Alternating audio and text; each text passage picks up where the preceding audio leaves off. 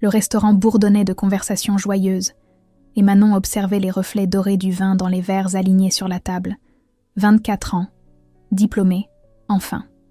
3 années d'études acharnées pour devenir éducatrice spécialisée s'achevaient ce soir dans ce bistrot parisien trop cher pour son budget habituel, mais elle avait tenu à marquer le coup, à célébrer cette victoire arrachée aux nuits blanches et aux doutes. « À ma fille brillante », lança Michel en levant sa flûte de champagne, et tout le monde trinqua dans un tintement cristallin. Sylvie sourit, un sourire étroit qui n'atteignait jamais ses yeux, et Manon connaissait ce sourire. Elle l'avait vu toute sa vie, ce masque parfait qui cachait quelque chose de froid, quelque chose qu'elle n'avait jamais su nommer mais qui la mettait toujours mal à l'aise. « Tu as toujours été tellement... ambitieuse ?» dit Sylvie en détachant chaque syllabe comme si le mot lui brûlait la langue. Léa leva les yeux au ciel avec l'exaspération propre aux jeunes sœurs qui en ont assez des piques maternelles. « Maman, c'est un compliment, ça ?»« Bien sûr, ma chérie. » Manon but une gorgée d'eau, et elle avait appris depuis longtemps à décoder les doubles sens maternels. Ambitieuse signifiait égoïste, brillante signifiait prétentieuse. Ce soir devait être parfait pourtant, et son diplôme représentait des nuits blanches, des stages épuisants dans des foyers où des gamins cassés l'avaient insultée, frappée, testée, mais elle avait tenu, elle avait réussi, et personne ne pourrait lui enlever ça. Le serveur apporta les plats, et Manon se leva pour aller aux toilettes, prétextant avoir besoin de se rafraîchir. Dans le miroir du lavabo, elle contempla son reflet, cheveux bruns attachés en chignon simple, robe noire sobre achetée en solde, cernes légères sous les yeux qui trahissaient la fatigue accumulée. Elle ressemblait à ce qu'elle était, une jeune femme fatiguée qui venait de franchir une étape importante et qui essayait de se convaincre que tout irait mieux maintenant. Quand elle revint vers la table, elle vit sa mère se pencher sur son verre de vin rouge, un geste rapide, presque imperceptible que personne d'autre ne remarqua. Sylvie sortit quelque chose de son sac à main, un petit sachet transparent, et Manon sentit son sang se glacer dans ses veines, quand elle vit sa mère verser une poudre blanchâtre dans le verre. Les doigts de Sylvie tremblaient légèrement. Elle jeta un regard furtif autour d'elle, pour s'assurer que personne ne la voyait, puis remua discrètement le liquide avec son couteau. Le geste était méthodique, presque mécanique, comme si elle l'avait déjà fait 100 fois. Le temps se figea, et Manon s'immobilisa à 3 mètres de la table. Son cerveau refusait d'accepter ce que ses yeux venèrent de voir. Sa mère, son propre verre, quelque chose versé dedans, non, impossible. Pas ce soir, pas le soir de son diplôme, pas sa propre mère. Mais son corps réagit avant que son esprit ne puisse formuler une pensée cohérente et une clarté glaciale l'envahit, une lucidité terrible qui balaya toutes ses émotions. Elle s'approcha de la table en souriant, comme si de rien n'était, comme si elle n'avait pas vu ce qu'elle venait de voir. « J'ai tellement soif !» dit-elle d'une voix légère qui sonnait étrangement calme à ses propres oreilles. Elle tendit la main vers le verre empoisonné, et Sylvie se raidit imperceptiblement. Leurs regards se croisèrent une fraction de seconde, et Manon vit la panique briller dans les yeux maternels, suivie immédiatement par quelque chose d'autre, quelque chose de plus sombre, de la détermination mêlée à du calcul. « Tiens Léa, prends celui-ci, il a l'air plus frais », dit Manon en tendant le verre à sa sœur, avec un sourire tranquille qui cachait le chaos absolu qui régnait dans sa tête. « Merci », dit Léa en saisissant le verre sans se douter de rien. Sylvie ouvrit la bouche, mais aucun son n'en sortit, et Michel continuait à parler de son nouveau projet au travail, totalement inconscient du drame qui se jouait sous ses yeux. Léa porta le verre à ses lèvres et but une longue gorgée en hochant la tête aux paroles de Michel. « Il est bon ce vin », dit-elle avant de reposer le verre et de reprendre sa fourchette. 15 minutes passèrent dans une tension insoutenable que seules Manon et Sylvie semblaient ressentir, et Manon toucha à peine son plat. Elle observait sa sœur qui riait aux blagues de Michel et mangeait ses pâtes avec appétit, sans se douter qu'elle venait d'ingérer quelque chose qui n'aurait jamais dû se trouver dans son verre. Sylvie fixait son assiette, le visage figé dans une expression indéchiffrable. Ses mains tremblaient légèrement sur la nappe blanche. Puis Léa s'interrompit au milieu d'une phrase et porta la main à son front. « Je me sens bizarre », dit-elle d'une voix pâteuse, et ses pupilles se dilatèrent anormalement, son regard devint flou et vitreux. « Léa ?» demanda Michel en se penchant vers elle, mais la jeune fille ne répondit pas. Elle bascula sur le côté, et son corps fut parcouru de convulsions violentes. Sa tête heurta le dossier de la chaise dans un bruit sourd, et de la mousse apparut au coin de ses lèvres, pendant que ses membres s'agitaient de manière incontrôlable. Le restaurant explosa en cris et en mouvements paniqués. Quelqu'un hurla d'appeler le SAMU, et Michel s'agenouilla près de Léa en criant son nom encore et encore. Des clients se levèrent pour voir ce qui se passait. Le serveur courait vers le téléphone en bousculant des chaises sur son passage. Manon restait assise, immobile, et elle regardait sa mère avec une intensité qui aurait pu brûler. Sylvie était pétrifiée, blanche comme un linge, et ses mains tremblaient violemment sur la nappe. Lentement, très lentement, elle tourna la tête vers Manon, et leurs regards se verrouillèrent dans un affrontement silencieux, chargé de toute la violence du monde. Sylvie comprit à cet instant précis que tout avait basculé, que Manon avait vu, que Manon savait, que Manon avait donné le verre à Léa, et que rien ne serait plus jamais comme avant. La question silencieuse flottait entre elles comme une lame acérée prête à trancher tous les liens qui les unissaient encore. Pourquoi ta propre mère voulait-elle te droguer le soir de ta réussite? L'ambulance avait emmené Léa dans un hurlement de sirène, et maintenant Manon se tenait dans le couloir stérile de l'hôpital Saint-Antoine, les néons blancs lui brûlant les yeux pendant que Michel faisait les 100 pas en se tordant les mains. Sylvie était assise sur une chaise en plastique orange, le visage parfaitement composé en un masque de mère inquiète, et Manon la regardait jouer son rôle avec une fascination horrifiée. « Ma petite fille, ma pauvre petite fille », murmurait Sylvie en tamponnant ses yeux secs avec un mouchoir froissé. Un médecin sortit enfin des urgences et s'approcha d'eux avec cette expression grave que Manon connaissait bien pour l'avoir vue sur les visages des éducateurs, quand ils devaient annoncer de mauvaises nouvelles. « Votre fille est stabilisée, mais elle a subi une intoxication grave aux benzodiazépines. Probablement une dose massive qui aurait pu être fatale si elle avait pesé moins lourd ou si les secours étaient arrivés plus tard. » Michel devint livide et porta la main à sa bouche. Mais Sylvie ne s'y même pas. Elle hocha simplement la tête, comme si cette information la traversait sans l'atteindre vraiment. « Nous avons bien sûr alerté la police comme la loi nous y oblige dans ce type de cas, » continua le médecin, et Manon vit sa mère se raidir imperceptiblement. 2 agents arrivèrent 1 heure plus tard et les interrogèrent dans une petite salle d'attente qui sentait le désinfectant et le café froid. Sylvie était parfaite. Elle pleurait au bon moment, hésitait quand il fallait hésiter, suggérait avec une innocence calculée qu'un serveur avait peut-être confondu les verres ou qu'un autre client mal intentionné avait pu glisser quelque chose dans la boisson de Léa. On entend tellement d'histoires terribles sur ces drogues qu'on met dans les verres des jeunes filles, dit-elle en serrant son sac à main contre sa poitrine comme si c'était un bouclier. Manon écoutait sa mère mentir avec une aisance déconcertante, et elle se demandait combien de fois Sylvie avait menti avant, combien de fois elle avait fabriqué des histoires avec cette même facilité monstrueuse. Michel confirmait tout ce que disait sa femme, ses yeux allant constamment de Sylvie au policier comme un chien cherchant l'approbation de son maître. Quand ce fut le tour de Manon de répondre aux questions, elle resta vague. Elle dit qu'elle était aux toilettes au moment crucial et qu'elle n'avait rien vu d'anormal. Les mots lui brûlèrent la gorge, mais elle savait qu'elle devait attendre, qu'elle devait être sûre avant d'accuser sa propre mère d'avoir tenté de tuer sa fille. Les policiers repartirent en promettant de faire analyser les résidus dans le verre et de visionner les caméras de surveillance du restaurant si elles existaient. Sylvie les regarda partir avec un soulagement qu'elle dissimula mal, et Manon nota chaque micro-expression, chaque tension dans les épaules maternelles.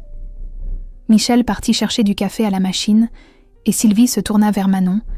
Leurs regards se croisèrent, et pendant une seconde interminable, quelque chose passa entre elles. Quelque chose de terrible et de définitif.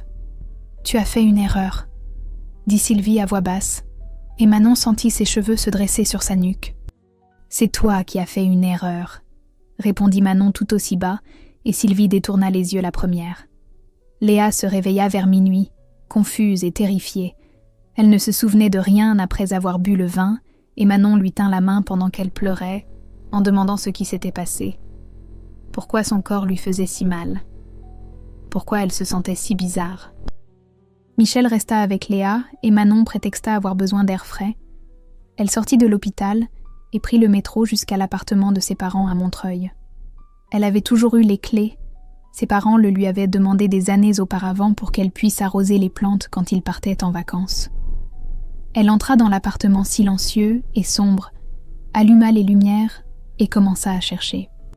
Elle fouilla méthodiquement les tiroirs de la cuisine, les armoires de la chambre, le bureau de son père, et c'est dans le sac à main de sa mère laissé négligemment sur le canapé qu'elle trouva ce qu'elle cherchait sans vraiment savoir qu'elle le cherchait. Un petit carnet noir glissé dans une poche intérieure. Elle l'ouvrit et sa vision se troubla en lisant les premières lignes. Mars 2020. Manon. Demi-comprimé dans son thé du dimanche. Résultat, somnolence. Difficulté de concentration le lundi suivant au travail. Juin 2020. Manon. Un comprimé entier dans sa tisane. Résultat, elle a dormi 14 heures, a annulé son rendez-vous important. Septembre 2021. Manon. Dose légère dans le café.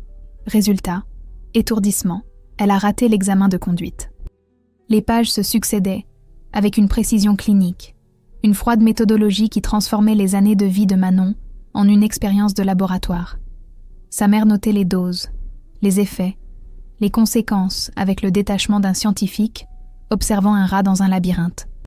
Manon s'assit par terre au milieu du salon de ses parents et elle comprit avec une clarté terrible qu'elle avait été empoisonnée pendant des années, que chaque moment de fatigue inexpliquée, chaque opportunité ratée, chaque période de confusion mentale n'était pas sa faute, mais le résultat d'une manipulation systématique. Le carnet tremblait dans ses mains et une seule question tournait dans sa tête comme une lame. Combien de fois sa mère avait-elle essayé de la détruire? Manon retourna à l'hôpital avec le carnet noir brûlant dans son sac à main comme une grenade dégoupillée, et elle trouva sa mère assise au chevet de Léa, tenant la main de sa fille avec une tendresse calculée qui donna envie à Manon de hurler. Michel dormait affalé sur une chaise dans le coin de la chambre, ronflant doucement, et Sylvie leva les yeux quand Manon entra, un sourire maternel plaqué sur son visage. « Tu es rentrée te reposer, ma chérie? Tu avais l'air tellement fatiguée. » Manon ne répondit pas. Elle sortit le carnet et le posa sur le lit d'hôpital entre elle et sa mère. Sylvie regarda l'objet et toute couleur quitta son visage. Ses lèvres devinrent blanches et ses mains se mirent à trembler. « Où as-tu trouvé ça ?» murmura Sylvie, et sa voix n'était plus qu'un souffle rauque. « Dans ton sac à main que tu as laissé négligemment sur ton canapé. » Léa remua dans son lit et ouvrit les yeux, encore groggy des sédatifs qu'on lui avait administrés.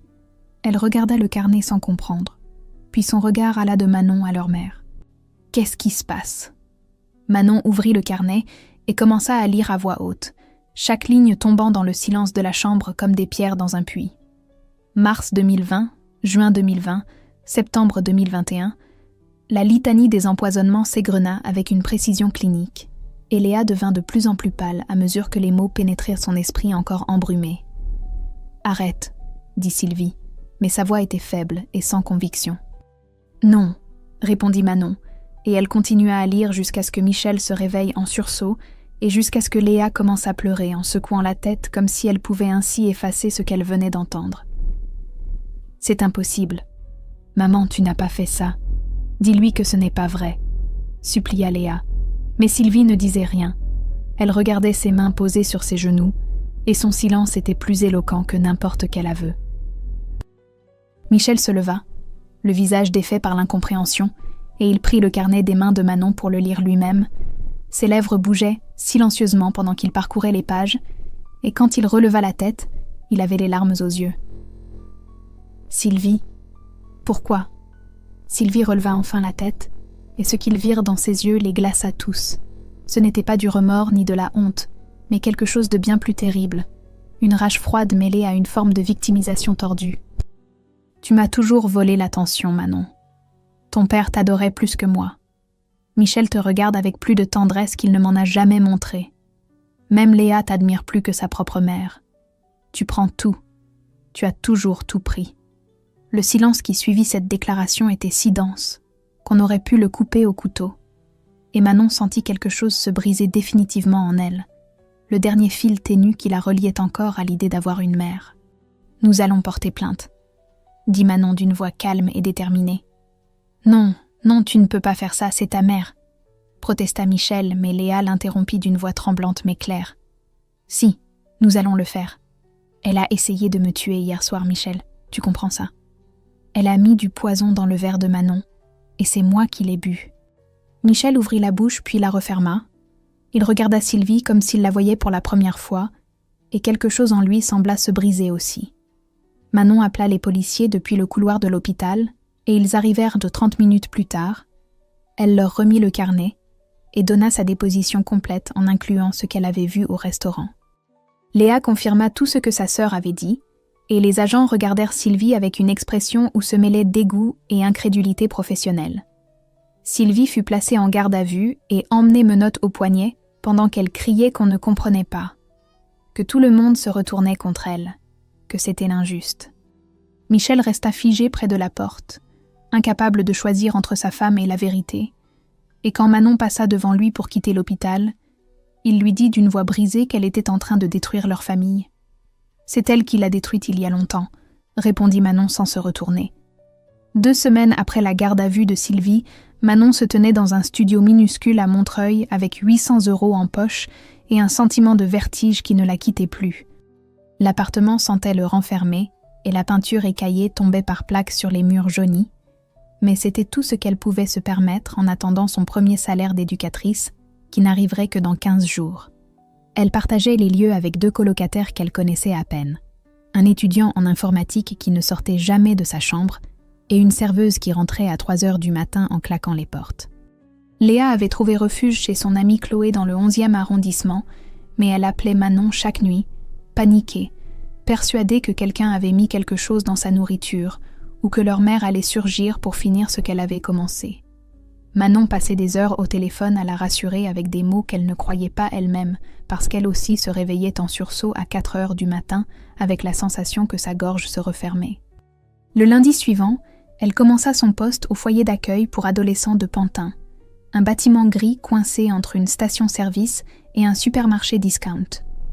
Les jeunes qu'elle devait encadrer avaient entre 14 et 18 ans, et tous portaient dans leurs yeux cette même blessure qu'elle reconnaissait maintenant dans son propre reflet, celle d'avoir été trahie par ceux qui auraient dû les protéger. Son premier jour fut un baptême du feu. Un garçon de 16 ans nommé Yanis lui lança une chaise pendant une crise de rage et lui hurla qu'elle n'était qu'une conne de bourgeoise qui ne comprenait rien à sa vie. Manon esquiva la chaise et resta debout face à lui sans bouger jusqu'à ce qu'il se calme. Elle ne dit rien et son silence sembla désarçonner le garçon plus que n'importe quelle réprimande. Les journées au foyer étaient épuisantes. 12 heures passées à gérer des crises, à écouter des histoires qui lui rappelaient trop la sienne, à essayer de maintenir un semblant d'ordre dans le chaos permanent. Ses collègues étaient gentils mais débordés, et personne n'avait vraiment le temps de former la nouvelle recrue. On lui donnait des consignes contradictoires, et elle naviguait à vue en essayant de ne pas couler. C'est le 3e jour qu'elle rencontra Karim dans la salle de repos, alors qu'elle s'était endormie sur la table, après avoir enchaîné 2 shifts sans pause. Elle se réveilla avec la sensation qu'on posait quelque chose de chaud près de sa main et ouvrit les yeux pour découvrir un gobelet de café fumant et un homme d'une 30aine d'années qui la regardait avec un sourire compatissant. « Tu as l'air d'en avoir besoin », dit-il simplement, et sa voix était douce, sans être condescendante. « Merci », murmura Manon en prenant le café, et elle remarqua qu'il avait ajouté du lait sans même lui demander comment elle le prenait, comme s'il avait deviné. « Karim, psychologue, j'interviens ici 2 fois par semaine pour les suivis individuels. »« Manon, éducatrice. J'ai commencé il y a 3 jours, et je me demande encore ce que je fais là. » Il rit, et ce rire était franc et chaleureux, sans ironie ni jugement, et Manon sentit quelque chose se détendre imperceptiblement dans sa poitrine. Les 3 premiers mois sont les plus durs. Après, ça devient juste très dur au lieu d'insupportable. Ils parlèrent pendant 15 minutes, avant que l'alarme incendie ne se déclenche pour la 3e fois de la semaine et qu'ils doivent courir évacuer les jeunes, mais ces 15 minutes suffirent pour que Manon se sente un peu moins seule dans ce naufrage qu'était devenu sa vie. Le soir même, en rentrant dans son appartement glacial de Montreuil, elle trouva une lettre glissée sous sa porte.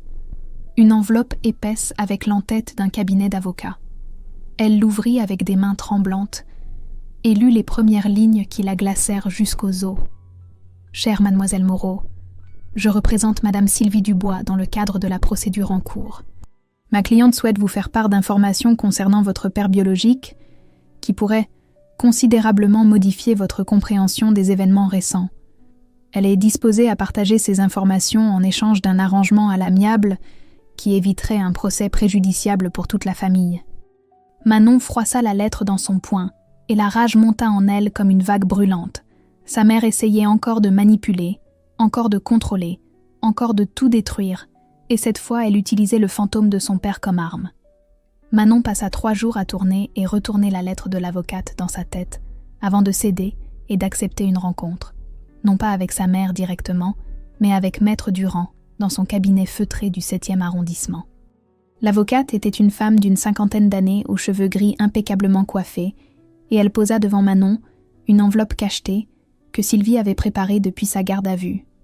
Ma cliente insiste sur le fait que ces informations vous appartiennent de droit, mais qu'elles pourraient également expliquer certains de ses comportements, dit Maître Durand, avec cette voix lisse des professionnels habitués à emballer les horreurs dans du papier de soie. Manon ouvrit l'enveloppe et lut la lettre manuscrite de sa mère, chaque mot s'enfonçant en elle comme des éclats de verre. L'homme qu'elle avait appelé papa toute son enfance, celui qui était mort quand elle avait 8 ans dans un accident de voiture, n'était pas son père biologique. Sylvie avait eu une liaison avec un homme marié, un avocat brillant de Lyon nommé Philippe Moreau, et elle était tombée enceinte. Philippe avait exigé le secret absolu et versé une somme importante pour que Sylvie élève l'enfant sans jamais révéler la vérité.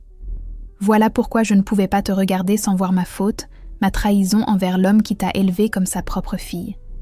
Tu étais la preuve vivante de mon mensonge, et chaque jour tu me rappelais ce que j'avais fait.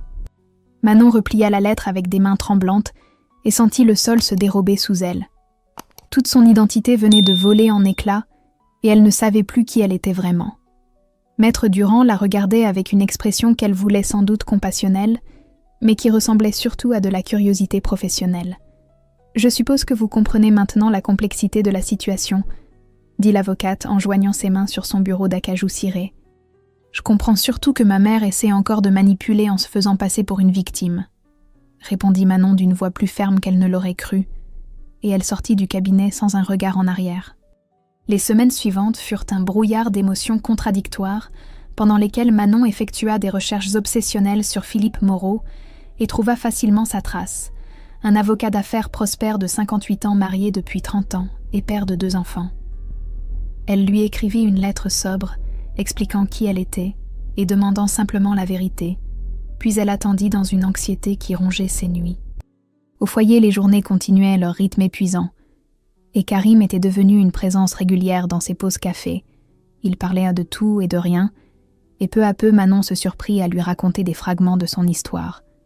Il ne la jugeait jamais, ne donnait pas de conseils non sollicités. Il écoutait simplement avec cette attention rare qui donne le sentiment d'exister vraiment.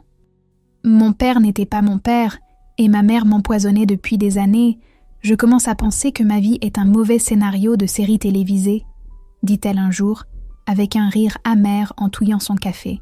« Ou alors c'est juste que les familles sont plus compliquées que ce qu'on veut bien croire, » répondit Karim, et quelque chose dans sa voix lui fit comprendre qu'il savait de quoi il parlait. Léa, de son côté, commença une thérapie intensive avec une psychologue spécialisée dans les traumatismes, et elle envoyait à Manon de longs messages vocaux où elle racontait ses progrès fragiles, comment elle réapprenait à faire confiance à la nourriture, comment elle travaillait sur sa peur panique d'être à nouveau empoisonnée. Les 2 sœurs se voyaient chaque dimanche pour des déjeuners simples dans de petits restaurants où elles reconstruisaient patiemment leurs liens sans leur mère dans l'équation. 6 semaines après avoir envoyé sa lettre, Manon reçut enfin une réponse de Philippe Moreau, une enveloppe épaisse postée de Lyon avec une écriture masculine assurée. Il confirmait tout ce que Sylvie avait écrit et proposait une rencontre dans un café lyonnais. Mais il ajoutait une phrase qui glaça Manon jusqu'aux os. « Je dois cependant vous prévenir que ma famille actuelle ne sait rien de votre existence, et je souhaiterais que cela reste ainsi. Cette rencontre devra rester unique et confidentielle. » Manon froissa la lettre dans son poing et réalisa qu'elle n'était pas seulement la fille empoisonnée d'une mère narcissique, elle était aussi le secret honteux d'un homme qui préférait qu'elle n'existe pas. Le TGV filait à travers la campagne française et Manon regardait défiler les champs dorés sans vraiment les voir. Son reflet dans la vitre lui renvoyait l'image d'une jeune femme fatiguée aux yeux cernés qui partait à la rencontre d'un père qui ne voulait pas d'elle. Elle avait pris sa journée au foyer en prétextant un rendez-vous médical, et Karim lui avait simplement serré l'épaule en lui disant de faire attention à elle. Ce geste simple l'avait presque fait pleurer. Le café où Philippe Moreau lui avait donné rendez-vous se trouvait dans un quartier discret de Lyon, loin du centre-ville, comme s'il voulait minimiser les risques d'être reconnu. Manon arriva 15 minutes en avance et commanda un thé qu'elle ne but pas. Ses mains tremblaient trop pour tenir la tasse correctement. Il entra à 14h pile, un homme grand aux cheveux grisonnants impeccablement coiffés, costume sombre et mallette de cuir, l'image même de la réussite professionnelle. Ses yeux parcoururent la salle et s'arrêtèrent sur Manon. Quelque chose passa sur son visage qui ressemblait à de la reconnaissance, ou peut-être à de la peur. Puis il s'approcha avec un sourire contraint, qui n'atteignait pas ses yeux.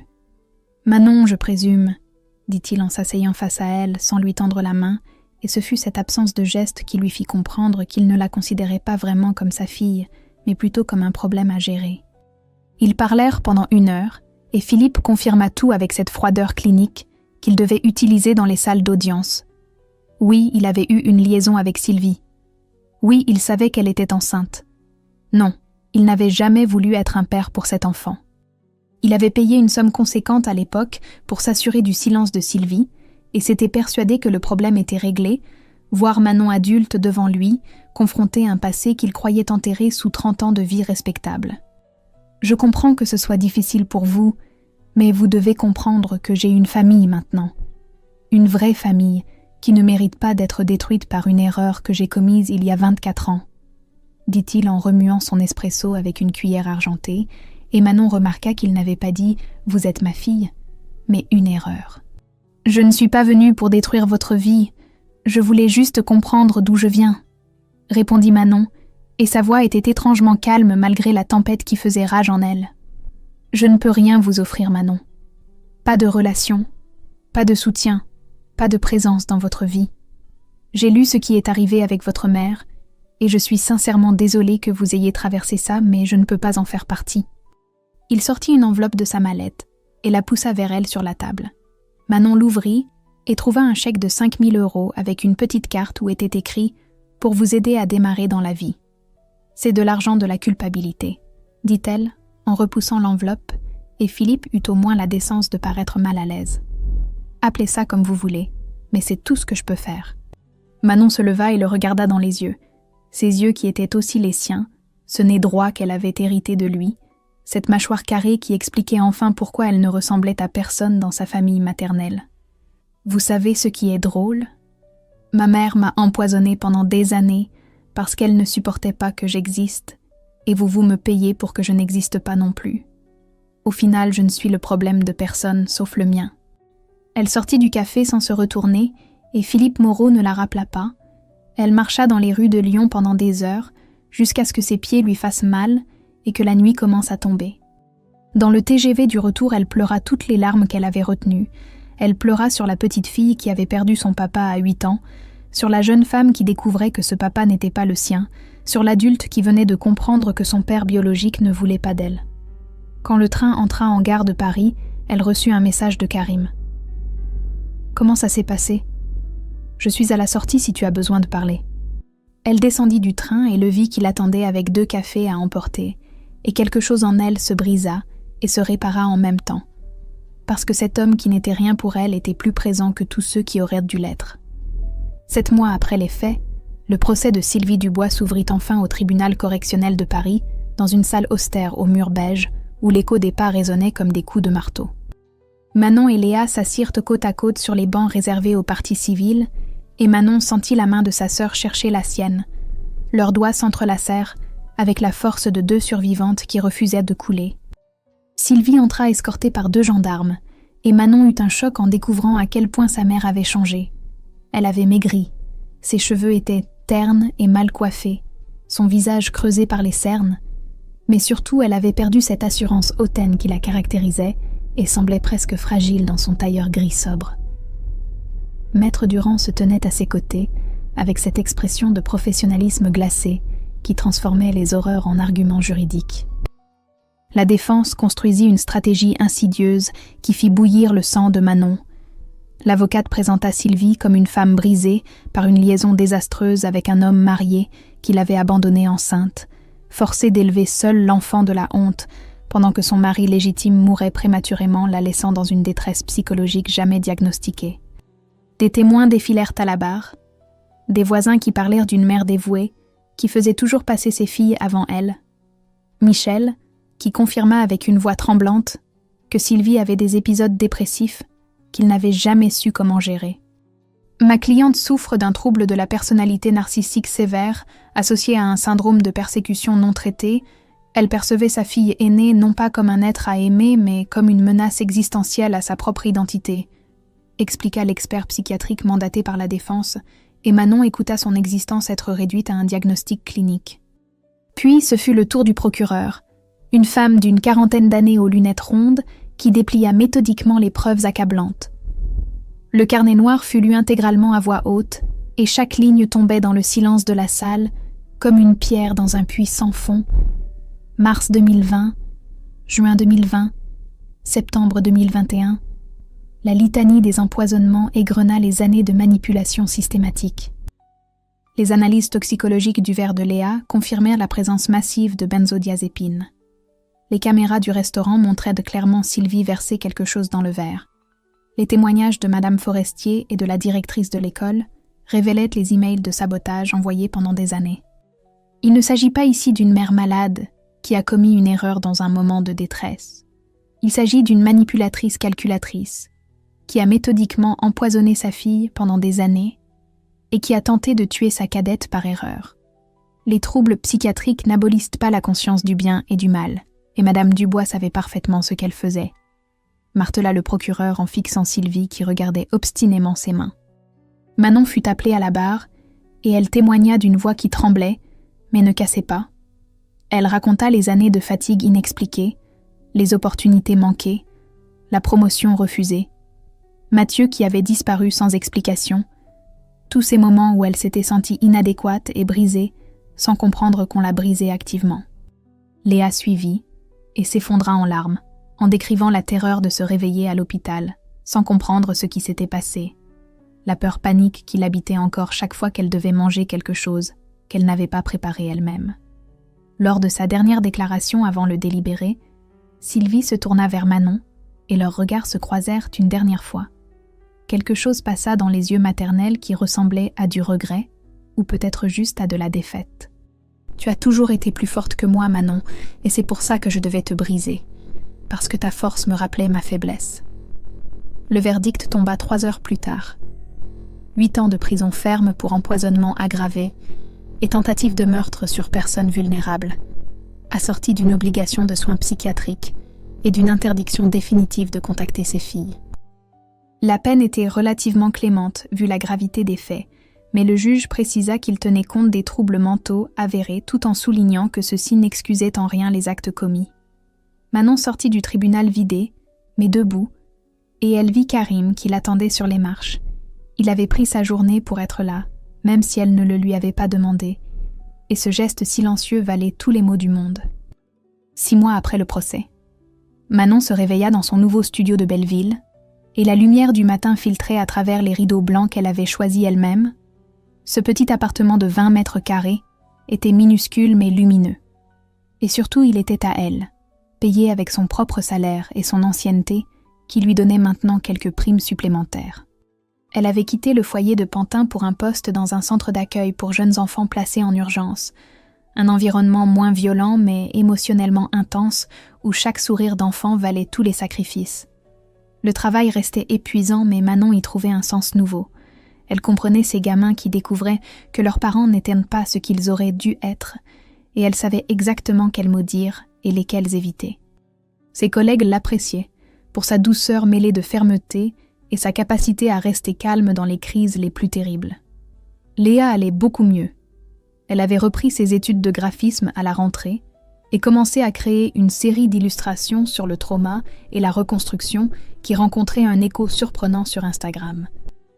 Ces dessins représentaient des femmes brisant des chaînes invisibles, des fleurs poussant à travers le béton, des oiseaux s'échappant de cages dorées et chaque image portait en elle une part de leur histoire commune. Les deux sœurs se voyaient chaque dimanche pour des déjeuners qui s'étiraient souvent jusqu'au soir. Elles parlaient de tout et de rien, riaient de blagues stupides et se permettaient parfois de pleurer ensemble sans avoir besoin de s'expliquer.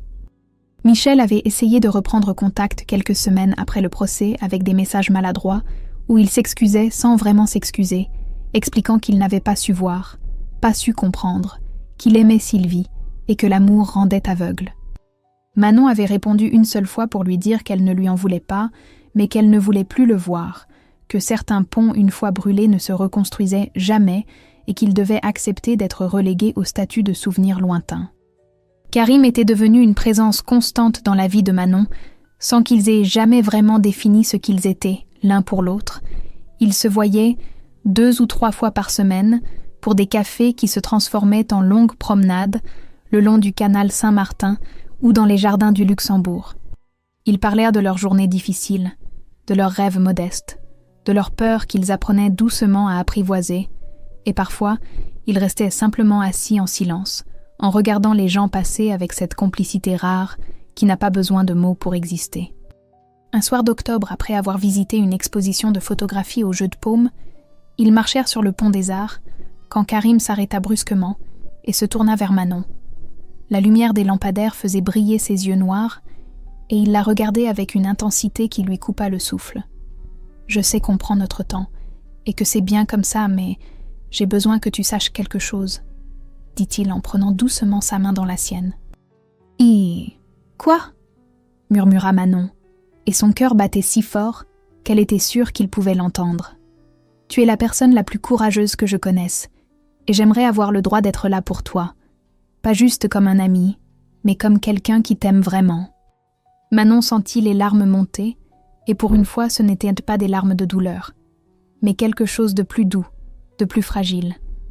Elle se hissa sur la pointe des pieds et l'embrassa avec toute la tendresse qu'elle avait appris à reconnaître en elle, malgré les années de poison. Ils construisirent leur relation lentement, sans précipitation ni grande déclaration dramatique. C'était fait de petits matins partagés autour d'un café, de soirées passées à cuisiner ensemble dans le minuscule studio, de nuits où ils s'endormaient enlacés en se racontant leurs rêves les plus fous. Karim ne cherchait pas à réparer Manon parce qu'il comprenait qu'elle n'était pas cassée, mais en reconstruction, et qu'il y avait une différence fondamentale entre les deux. Manon avait aussi commencé une thérapie avec une psychologue spécialisée dans les traumas complexes, et elle découvrait des parts d'elle-même qu'elle avait enfouies pendant des années, sa créativité qu'elle exprimait maintenant en écrivant des petits textes qu'elle ne montrait à personne sauf à Léa, son humour qu'elle avait cru perdu et qui revenait doucement, sa capacité à faire confiance qui se reconstruisait millimètre par millimètre. Un dimanche après-midi, Léa lui montra sa dernière illustration, une femme debout face à l'océan, les bras ouverts vers le ciel, et en légende elle avait écrit simplement « Chapitre 1 ». « C'est toi », dit Léa en souriant, et Manon comprit que sa sœur avait raison. Tout ce qui s'était passé n'était pas la fin de son histoire, mais juste le premier chapitre terrible d'une vie qui continuait malgré tout. Après des semaines de réflexion qui rongèrent ses nuits, Manon décida d'aller voir sa mère en prison. Non pas pour elle, mais pour fermer définitivement cette porte qui battait encore dans les courants d'air de son âme. Elle prit le RER jusqu'à Fleury-Mérogis par un matin de novembre gris, où le ciel bas pesait sur Paris comme un couvercle de plomb. Le parloir sentait le désinfectant et la tristesse concentrée. Sylvie entra en traînant les pieds dans son survêtement gris réglementaire, et Manon fut frappée de voir à quel point sa mère avait vieilli de 10 ans en quelques mois. Les cheveux blancs avaient envahi ce qui était autrefois une chevelure soigneusement teinte.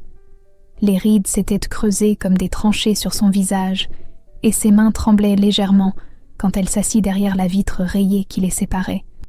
Sylvie tenta d'abord la manipulation habituelle avec cette voix doucereuse qu'elle réservait au moment où elle voulait obtenir quelque chose. Mais face au silence de Pierre de Manon, elle finit par lâcher quelque chose qui ressemblait vaguement à des regrets. « Je ne sais pas comment être une mère, je ne l'ai jamais su », dit-elle en regardant ses mains comme si elles appartenaient à quelqu'un d'autre.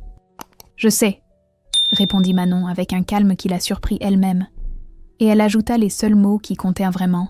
« Et ce n'est pas mon problème à réparer. » Elle se leva et regarda sa mère une dernière fois à travers cette vitre qui symbolisait parfaitement la distance irréparable qui les séparait désormais.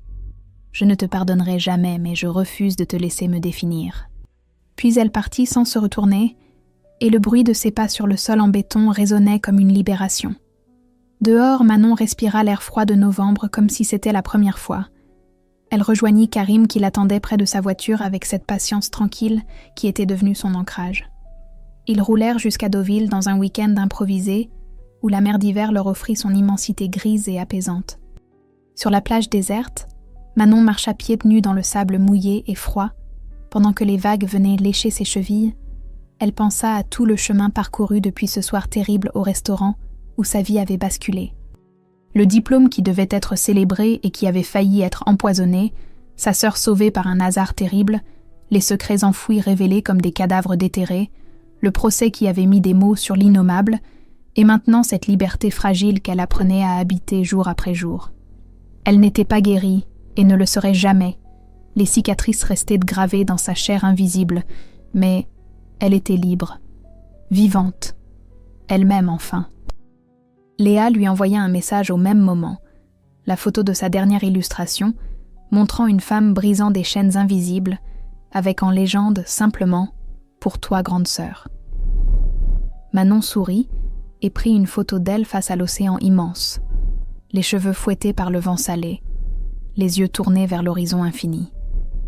Elle la posta sur ses réseaux sociaux pour la première fois de sa vie avec une légende qui résumait tout ce qu'elle avait appris dans cette traversée du feu.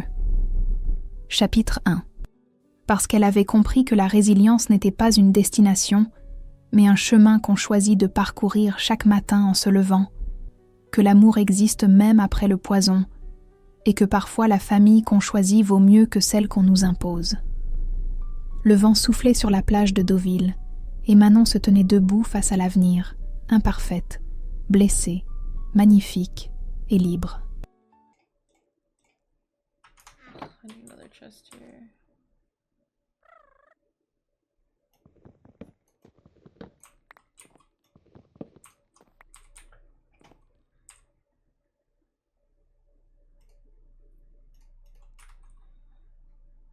Just keep that there.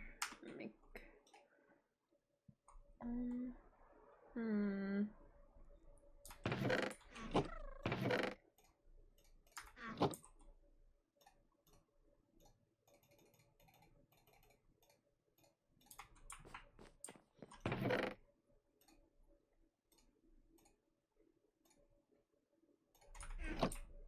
Oops.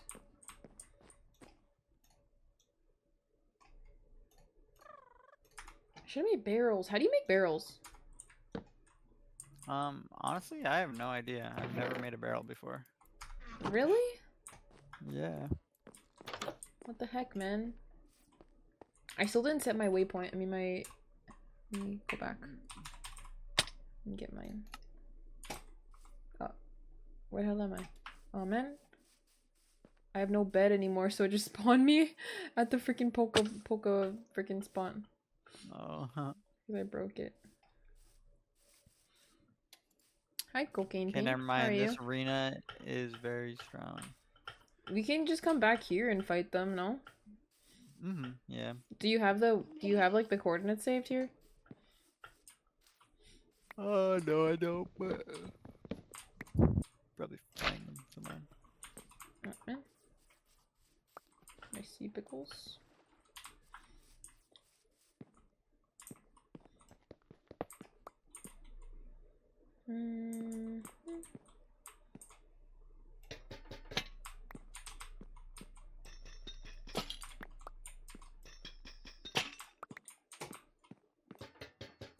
I'll leave that, I don't care. Okay.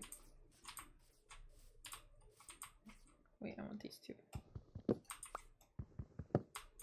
Okay, come get me. I'm in the. Oh wait, I can still do it. Never mind.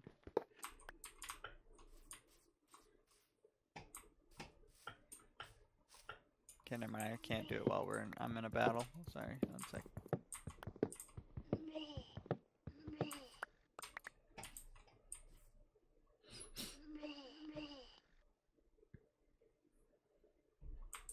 Just beat your life. I'm stream's been okay. Just chilling, really. I was thinking about playing some Overwatch after, but I honestly don't think I want to even get off this game. I'm kind of obsessed. I really like this game. I've had to pee for like the past like hour and a half, but I just didn't want to get up. I like this game too much.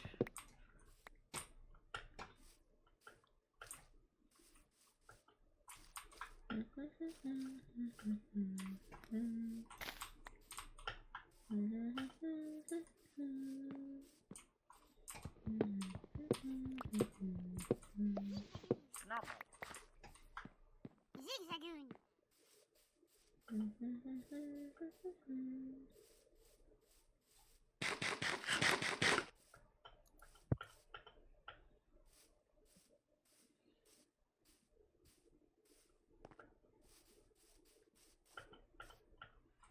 Ooh, barrels. I need more of these.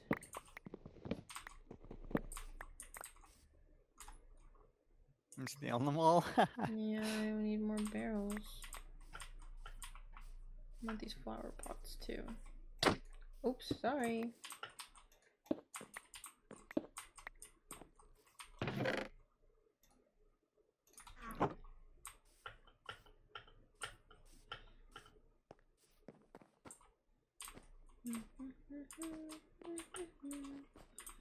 Checking to see if I want to steal anything else here, but honestly everything else here is like just crap.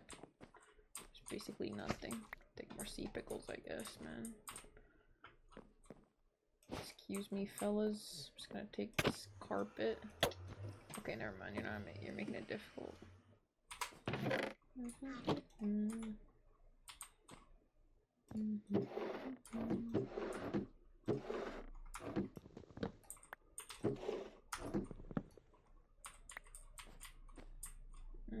Okay, come get me, man.